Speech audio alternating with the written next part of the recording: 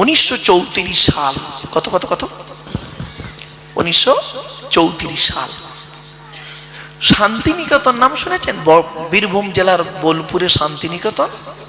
শান্তিনিকেতন থেকে 10 কিলোমিটার দূরে একটা ছোট্ট মুসলিম গ্রাম। সেই গ্রামের কিছু মানুষ, তখন তো এত আলেম হাফেজ ছিল না, তো সেই গ্রামের মসজিদের ইমাম সাহেব উনি বললেন, একটা কাজ করবে তোমরা, কি একটা জলসা দেবে, নবী দিবস দেবে। তা বলছে সে কি করে হবে, বক্তা পাবো কোথায়? তা বলছে কেন, আমি একটু নবী সম্পর্কে আলোচনা করব, তোমরা একটু শুনবে।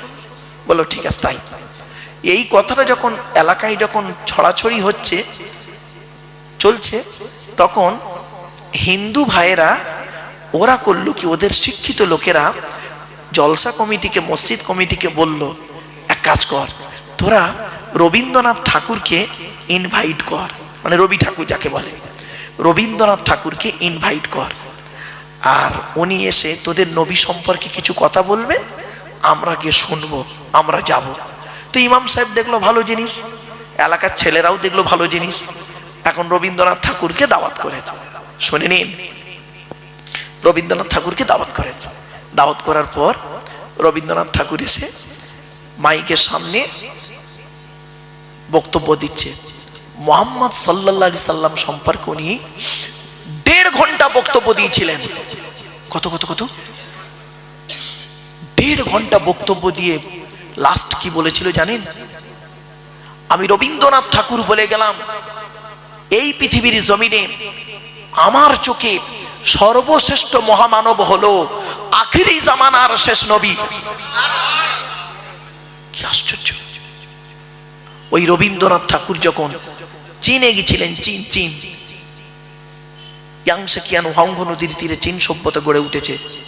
পিকিং শহরে যখন গেলেন, চীনের ছেলে মেয়েরা প্রশ্ন করেছেন, স্যার আপনাকে একটা প্রশ্ন করব, আপনি এই মুসলমানদের মতো গালে বড় দাড়ি রেখেছেন কেন, আর মাথায় কালো গোল টুপি পরেছেন কেন? জানেন তো রবীন্দ্রনাথ মাথায় টুপি ছিল, আর হাঁটুর নিচে পর্যন্ত গোল পিরহান পরতেন কেন? এটা করলেন কেন? আপনি তো একজন ঠাকুর মানুষ, আপনার তো পইতে থাকবে, পইতে ওং বা টিকা লেখা থাকবে, আপনার তো পইতে থাকবে, তা আপনি এটা, এই ড্রেসটা তো মুসলমানদের ড্রেস, আর শুধু মুসলমানদের ড্রেসটা, মুসলমানদের যারা সুফি তত্ত্বের মানুষ তাদের ড্রেস, তা আপনি এটাকে নিলেন কেন, একটু বলবেন? অনেকক্ষণ চিন্তা করার পরে উনি বলেছিলেন, এই গালে দাড়ি, মাথায় টুপি আর বড় পাঞ্জাবিটা সনাতন ধর্মের ড্রেস নয়, এটা আমি জানি। এই 3টে জিনিস না ইসলাম ধর্মের নবী মুহাম্মদ সাল্লাল্লাহু আলাইহি সাল্লামের আদর্শ থেকে আমি নিয়ে মেনে চলি। তা বলছে একটু খুলে বলবেন? বলছে মনে রেখো, আমার যেটা বিশ্বাস, গালে দাড়ি রেখে কোনোদিন মদের গ্লাস ধরতে পারবে না, গালে দাড়ি রেখে কোনোদিন যুবতী নারীর দিকে খারাপ নজরে তাকাতে পারবে না, বিবেক বাধা দেবে। মাথায় টুপি নিয়ে কোনোদিন পাপ কাজে লিপ্ত হতে পারবে না, বিবেক বাধা দেবে। এই বিবেকটাকে ঠিক রাখার জন্য আমি এই 3টে জিনিসকে একটু ব্যবহার করে চলি। হে মুসলমান, আমিনপুরের মানুষ, নামটা খুব সুন্দর, কিন্তু আমিনপুর কে নাম রেখেছিল জানি না। আমিন মানে কবুল হয়ে গেছে, পুর মানে গ্রাম, মানে এই গ্রামের লোকের কথা সব কবুল করে নিয়েছে আল্লাহ। বাবাজি, নামের বড়াই করো না কো, নাম দিয়ে কি হয়, নামের মাঝে পাবে না কো নামের পরিচয়। কি বুঝতে পারছেন কথাটা? নামের বড়াই করো না কো, নাম দিয়ে কি হয়, নামের মাঝে পাবে না কো নামের পরিচয়। মতি ঝিলে মতি নাই, মতি কোথায় রয়, মতি ঝিলে মতি নাই, মতি কোথায় রয়। ঢাকা শহর খোলা থাকে, ঢাকা নাহি হয়। নাম তার ঢাকা শহর, সব সময় খোলা। নাম মতিঝিল, গিয়ে দেখবেন খালি পায়খানা ভর্তি, বাঁশ বাগান। বাপেরা, বাস্তব কথা বললাম, চল এগিয়ে যায়, অসুবিধা হচ্ছে না তো? চলো। এরপরে আসছি আরেকজন ব্যক্তির উক্তি দিচ্ছি, লোকটার নাম শোনো। 2000 আজ থেকে 2600 বছর আগে লোকটা এসেছিলেন। কত কত কত 2600 বাপ, মানে প্রায় 2500 বছর আগে লোকটা এসেছিলেন পৃথিবীতে। লোকটার নাম ছিল গৌতম বৌদ্ধ, বৌদ্ধ ধর্মের প্রবর্তক। সিদ্ধার্থ থেকে গৌতম বৌদ্ধ হয়েছিল। উনি কি বলছে শুনবেন? উনি ওনার শিষ্যদেরকে একদিন বলছেন, আমার শিষ্যরা শোনো, আমার পরে একজন মানুষের আগমন ঘটবে, যার নামের প্রথম অক্ষর হবে মো, মো, শেষের অক্ষর হবে দ। তার নাম হবে মোহাম্মদ। আরবের মরুভূমি এলাকায় জন্ম হবে। আর মোহাম্মদ বাল্যকালে পিতামাতা হারা হবে। আর সেই মোহাম্মদের চরিত্র যদি একটা পাল্লাই রাখা হয়, আর পৃথিবীর মানুষের চরিত্র যদি অপর পাল্লাই রাখা হয়, আমি গৌতম বৌদ্ধ বলে যাচ্ছি, মোহাম্মদের চরিত্রের পাল্লাটা ভারী হয়ে যাবে। কোথা আছেন? আরেকজনের উদাহরণ দেবো, অসুবিধা হচ্ছে আপনাদের না? আরেকজনের উদাহরণ দিচ্ছি, চলো। বইটার নাম হলো দি 100। কি বললাম বাবা? ওর বাংলা হলো 100 জন মনীষীর জীবনী। বইটার নাম হলো 100 জন মনীষীর জীবনী। আপনাদের বইটা কিনতে বলছি, আপনার বইটা কিনবেন, যেখানে পাবেন বাংলায় বের হয়ে গেছে। হ্যাঁ হ্যাঁ হ্যাঁ, এই এখানে বইয়ের দোকানে পাবেন। এই যে কোনো কেতাব, মুসলিম কেতাবের দোকান আছে, ওদেরকে বলবেন, এই মাদ্রাসার লাইব্রেরি যেখানে আছে ওখানে কেতাব দোকান আছে, বলবেন 100 মনীষীর জীবনী। বইটার নাম দি 100। লোকটা, লেখকের নাম কি? Michael H heart. উনি একজন খ্রিস্টান, মুসলমান নন। তো ওই বইটায় উনি একজন খ্রিস্টান, তো উনি পৃথিবীর 100 জন মনীষীর জীবনী লিখেছেন। 100 জন লোকের জীবনী লিখেছেন। তা সেই 100 জন লোকের জীবনী পড়তে হয়েছে তবে তো লিখেছেন। আরে ভাই বলুন না, হট করে লিখে দেবেন?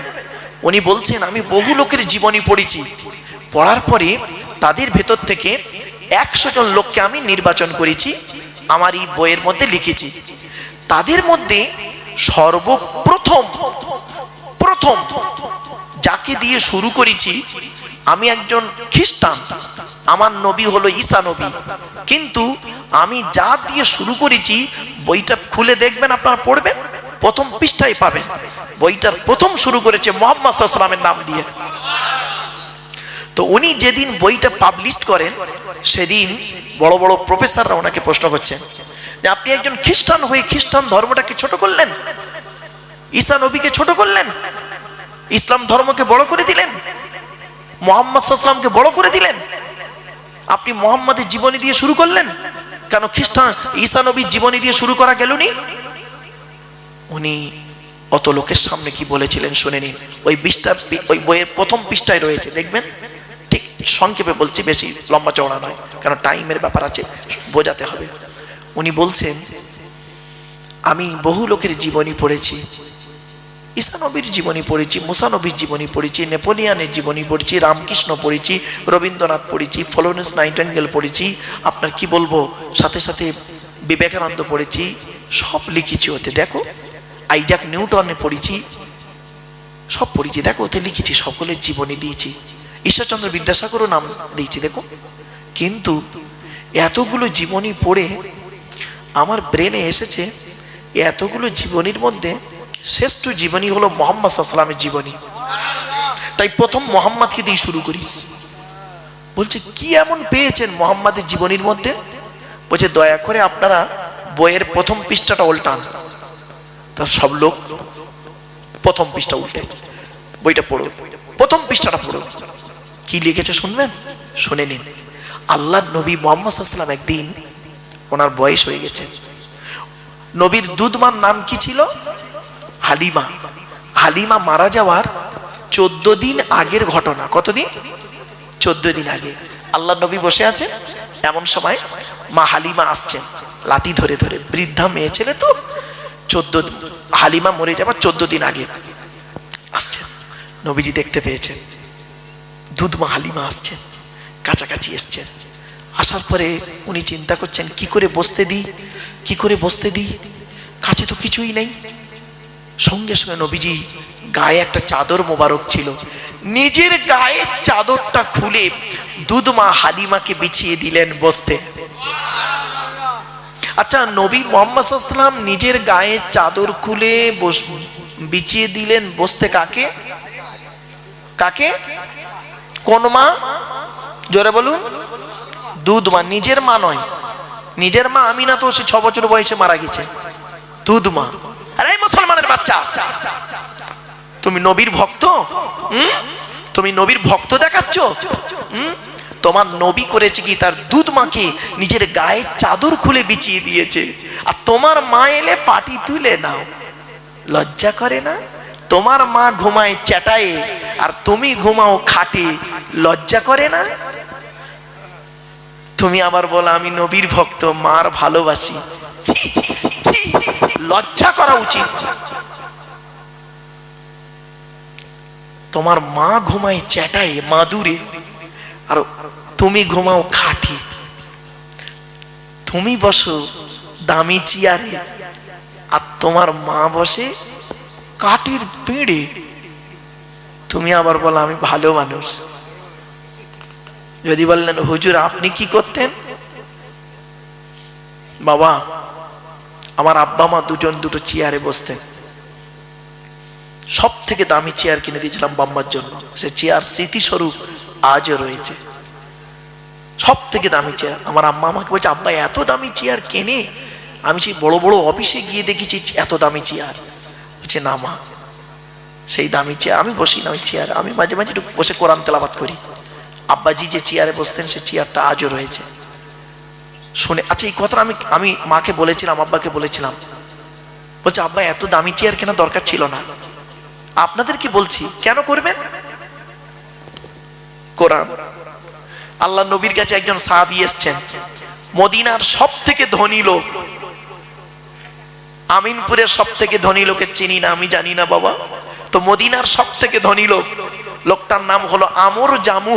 কি বললাম বাবা? নামটা মনে রাখবেন, আমর জামু রাদিয়াল্লাহু তাআলা আনহু। উনি নবীজির দরবারে আসছেন। নবীর ডান দিকে আবু বকর সিদ্দিক রাদিয়াল্লাহু তাআলা আনহু বসে আছেন, বাম দিকে হযরত ওমর রাদিয়াল্লাহু তাআলা আনহু বসে আছেন। হযরত আবু বকর বলছেন ইয়া রাসূলুল্লাহ, ওই দেখুন এলাকার সব থেকে ধনী লোকটা আসছে, আমর জামু। আচ্ছা একটা কথা আপনাদের বলি, আবু বকরের সঙ্গে নবীজির সম্পর্ক কি ছিল? শ্বশুর জামাই। আচ্ছা আবু বকর শ্বশুর, নবী হলো জামাই। কে বড়? কে বড়? আপনাদের ধারণা ভুল, শুনে নিন।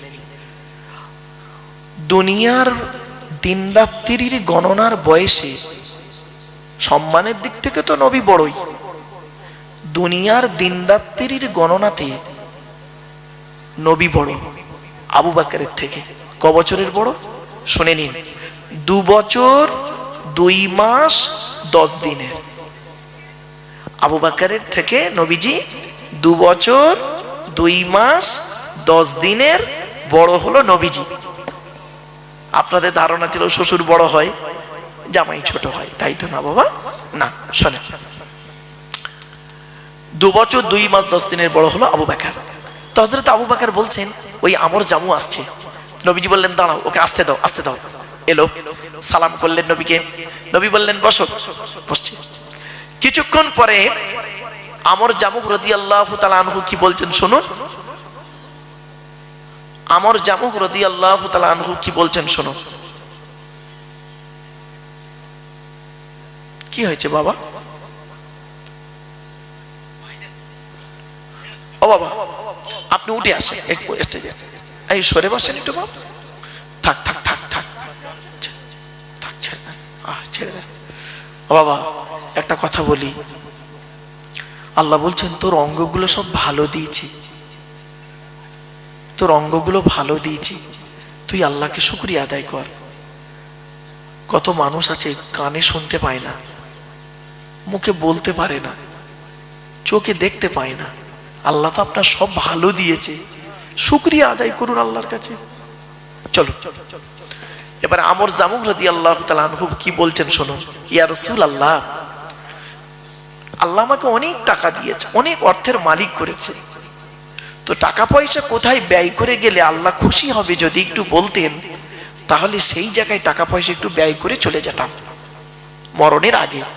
আচ্ছা, ওনার উদ্দেশ্যটা ভালো না খারাপ? ভালো কথা, যে মরে যাওয়ার আগে টাকা পয়সাগুলো সেখানে ব্যয় করে চলে যাব। ব্যাস, উনি বলে বসে আছেন, কোরআনের আয়াত নাজিল হচ্ছে। এই আয়াতটা তখন নাজিল হলো ওনাকে কেন্দ্র করে।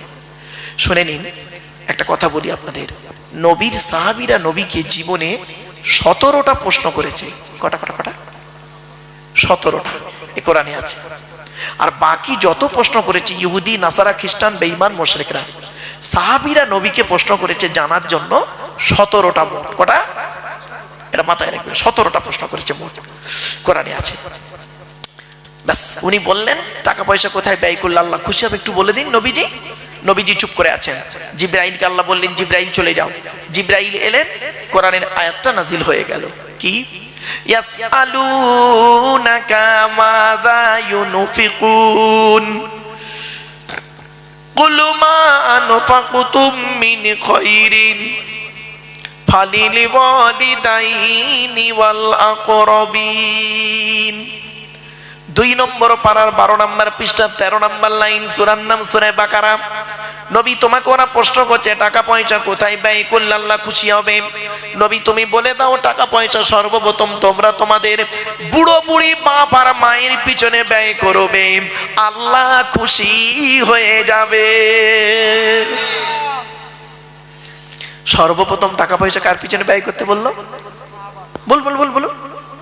বাম্মার পিছনে। আর আপনি কি করেছেন? মায়ের ওষুধ কেনার পয়সা দেয় না, শাশুড়ির হজে নিয়ে যাচ্ছে জামাই, শাশুড়ির হজে নিয়ে যাচ্ছে জামাই।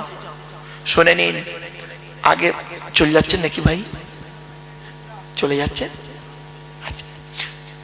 শাশুড়ির হজে নিয়ে যাচ্ছে জামাই।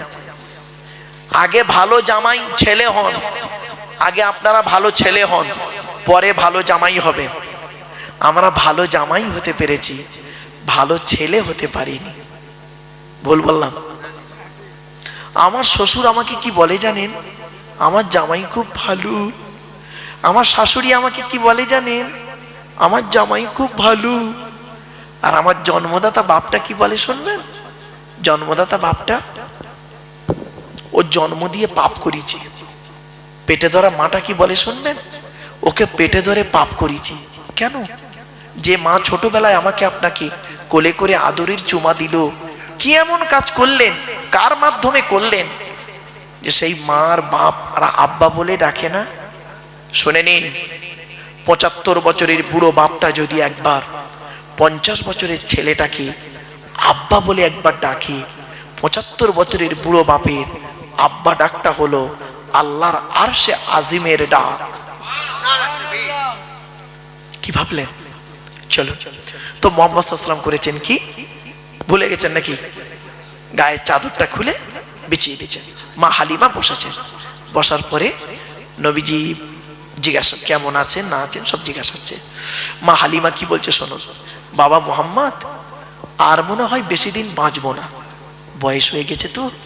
তা বাবা, একটা প্রশ্ন তোমাকে করব, একটা প্রশ্নের জন্য আমি এসছি বাপ তোমার কাছে। কি মা? বলে এই প্রশ্নটা আমার সারা জীবন কুরে কুরে খাচ্ছে। কি প্রশ্ন বলুন না? বলছে বাবা, তোমার মা আমিনা, তোমার মা আমিনা যেদিন তোমাকে আমার কোলে দিল দুধ পান করানোর জন্য, সেই দিন থেকে বাবা তুমি যতদিন আমার দুধ খেয়েছো, ডান দিকের স্তনটা তুমি খেতে, বাম দিকেরটা কোনোদিন খাওনি। কেন? কি আশ্চর্য শোনেন, ডান দিকেরটা খেতে, বাম দিকেরটা খেতে না। আমি অনেকবার চেষ্টা করেছি বাম দিকের স্তনটা গালে দিতে, তুমি মুখ বন্ধ করে নিতে। আমি একদিন তোমার বাপ হারেস, নবীর দুধ বাপের নাম কি? হারেস, মানে হালিমার স্বামী।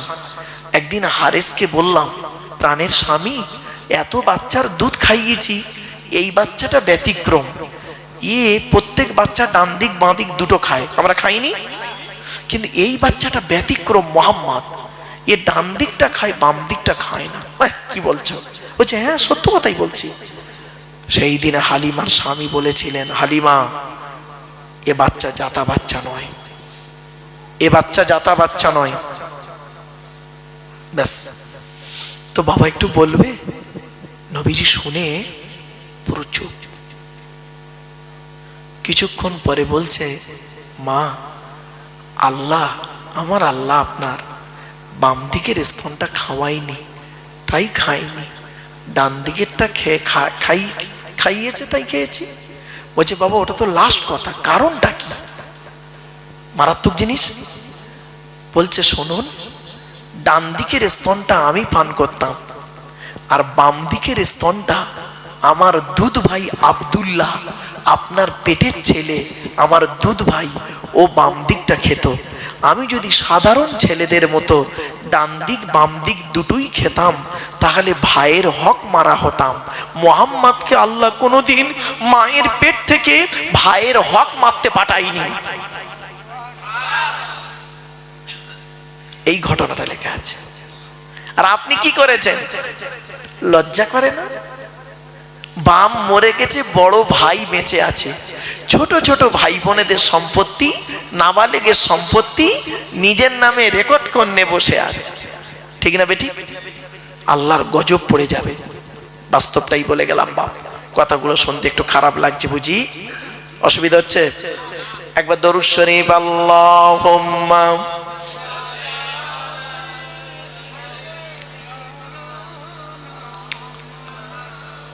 وعلى آل سيدنا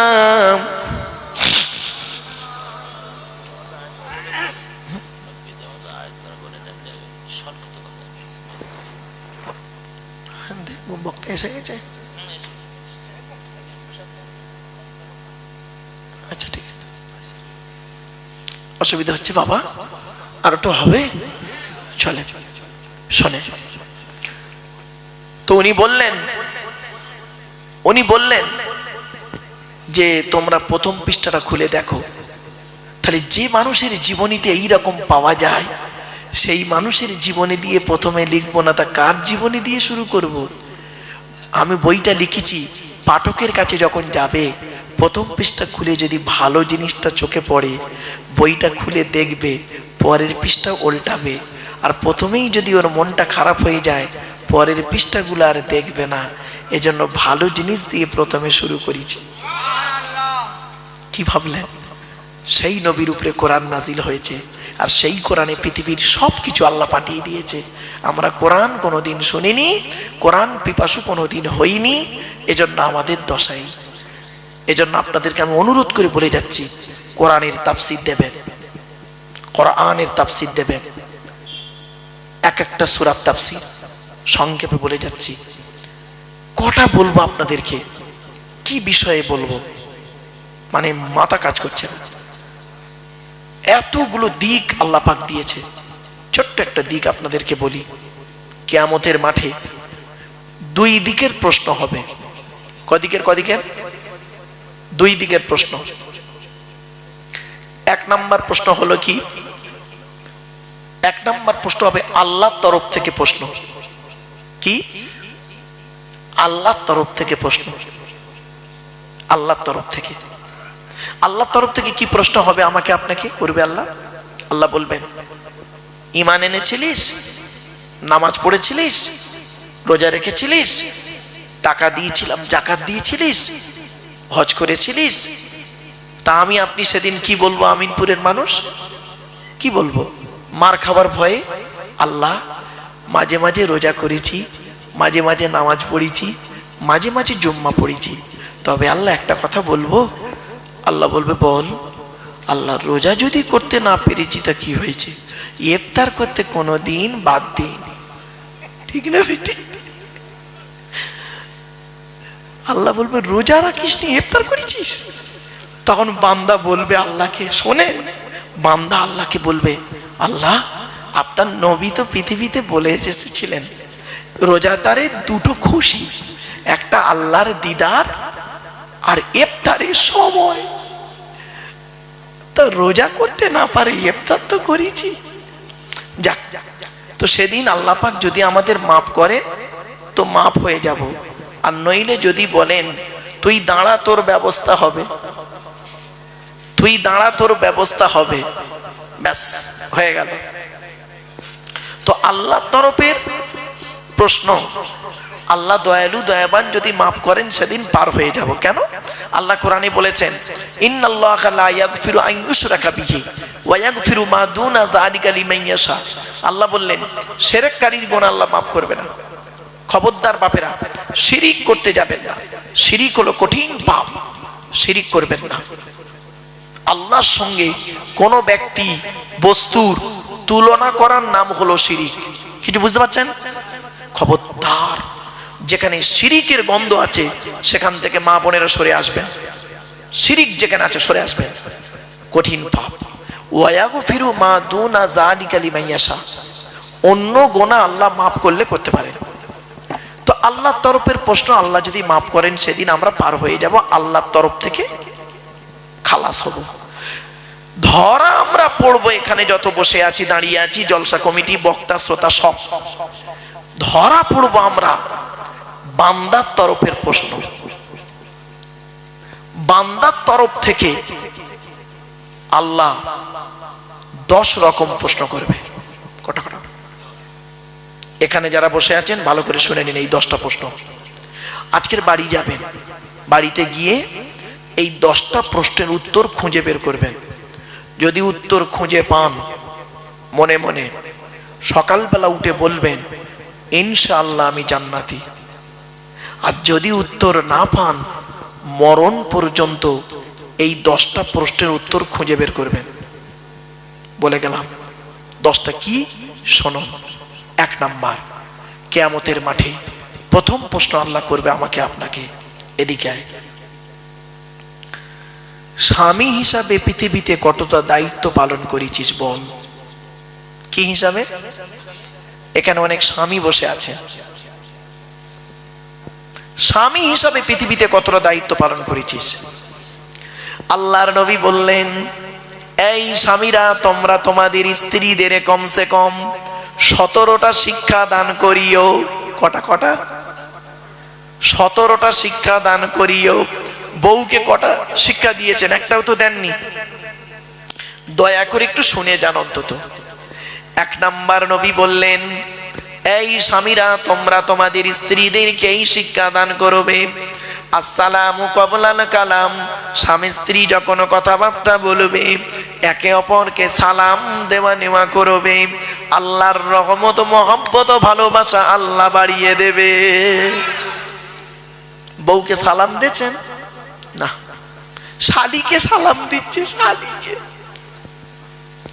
2 নম্বরে বলা হলো, এই স্বামীরা, তোমরা তোমাদের স্ত্রীদেরকে এই শিক্ষা দান করবে, তারা যেন কোনোদিন কাবা শরীফের দিকে মুখ করে কোনোদিন থুতু যেন না ফেলে। ও নিজে পান, তেরেঙ্গা, খৈনি, গুটকাকে কোন দিকে থুতু ফেলে আল্লাহই ভালো জানে। বউকে বলবে কেমন করে। 3 নম্বরে বলা হলো, এই স্বামীরা, তোমরা তোমাদের স্ত্রীদেরকে এই শিক্ষা দান করবে, তারা যেন কোনোদিন কাবা শরীফের দিকে মুখ করে কোনোদিন পেশাব পায়খানা যেন না ফেরে। ও নিজে কোন দিকে মুখ করে পেশাব পায়খানা ফেরে তার কোনো ঠিক নেই। 4 নম্বরে বলা হলো, তোমরা তোমাদের স্ত্রীদেরকে এই শিক্ষা দান করবে, তারা যেন কোনোদিন কাবা শরীফের পেছন ফিরে যেন পেশাব পায়খানা যেন না ফেরে। 5 নম্বরে বলা হলো, তোমরা তোমাদের স্ত্রীদেরকে এই শিক্ষা দান করবে, তারা যেন কোনোদিন গোসলখানায় কোনোদিন পেশাব যেন না ফেরে। কিছু বুঝতে পারছেন? আমার কথা বুঝতে পারছেন তো? বুঝতে না পারলে বলবেন। তারপরে বলা হলো, তোমরা তোমাদের স্ত্রীদেরকে এই শিক্ষা দান করবে। মা বোনেরা শুনে নিন, মায়েরা, বোনেরা, তোমরা তোমাদের স্ত্রীদেরকে এই শিক্ষা দান করবে, তারা যেন কোনোদিন গোসলখানায় উলঙ্গ অবস্থায় গোসল যেন না করে। তারপরে বলা হলো, তোমরা তোমাদের স্ত্রীদেরকে এই শিক্ষা দান করবে, তারা যেন হাতের চুড়ি, কি বলেন, হাতের চুড়ি তারা যেন কোনোদিন একের বেশি ব্যবহার যেন না করে। এক হাতে একটা চুড়ি পরবে, দু হাতে একটা একটা দুটো চুড়ি পরবে, এক হাতে দুটো তিনটে চারটে চুড়ি পরা নিষেধ। আল্লাহর নবী বললেন, হযরত ওমর বসেছিলেন বাম দিকে, আল্লাহর নবী উমারকে বললেন, উমার, তোমার স্ত্রী যদি এক হাতে দুই বা দুইয়ের বেশি চুড়ি পরে, স্ত্রীর চুড়ির ঝুনঝুনি আওয়াজটা পরপুরুষের জন্য হলো হারাম। হয়েছে? আমার মা বোনরা, চুড়ি পরবেন এক হাতে একটা, একের বেশি চুড়ি পরবেন না। তবে পরতে পারেন একমাত্র স্বামী ছাড়া, অন্যের কাছে রূপ দেখাইও না। চলো, এরপরে নবীজি বললেন, এই স্বামীরা, তোমরা তোমাদের স্ত্রীদেরকে এই শিক্ষা দেবে, তারা যেন কোনোদিন মাথার বালিশ, কি বলেন, মাথার বালিশ তারা যেন কোনোদিন দুটো ব্যবহার যেন না করে। স্বামী একটা বালিশ, স্ত্রী একটা বালিশ, এই রকম দুজনে দুটো বালিশে মাথা রেখে ঘুমাবে না। স্বামী স্ত্রী যখন ঘুমাবে একটি মাত্র লম্বা বালিশে মাথা রেখে ঘুমাবে। স্বামী স্ত্রী যদি এক বালিশে মাথা রেখে ঘুমায়, আল্লাহর রহমত, মহব্বত, ভালোবাসা আল্লাহ বাড়িয়ে দেবে। এসব তো শোনেননি।